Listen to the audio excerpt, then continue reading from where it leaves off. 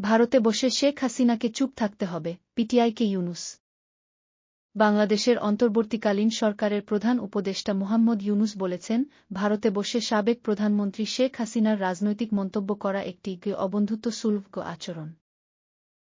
ভারতের press trust of ইন্ডিয়াকে দেয়া সাক্ষাৎকারে প্রধান উপদেষ্টা বলেছেন, ভারতের কাছে ঢাকা শেখ হাসিনাকে প্রত্যর্পণের আবেদন করার আগ পর্যন্ত দুই দেশের মধ্যে অস্বস্তি এড়াতে শেখ হাসিনাকে চুপ থাকতে হবে।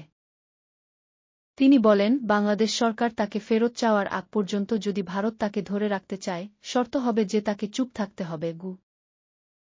ঢাকায় তার সরকারি বাসভবনে পিটিআইকে এ সাক্ষাৎকার দেন অধ্যাপক ইউনূস। শেখ হাসিনা সরকারের পতনের পর দেশের প্রধান উপদেষ্টা হিসেবে দায়িত্ব গ্রহণ করেন অধ্যাপক ইউনূস।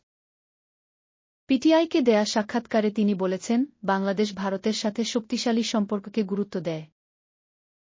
তবে দিল্লিকে আওয়ামী লীগ ছাড়া সব রাজনৈতিক দলকেই ইসলামপন্থী হিসেবে চিহ্নিত করার প্রবণতা এবং শেখ হাসিনা ছাড়া দেশটি আফগানিস্তানে পরিণত হবে এমন ধারণা থেকে বের হয়ে আসতে হবে, বলেন অধ্যাপক ইউনূস।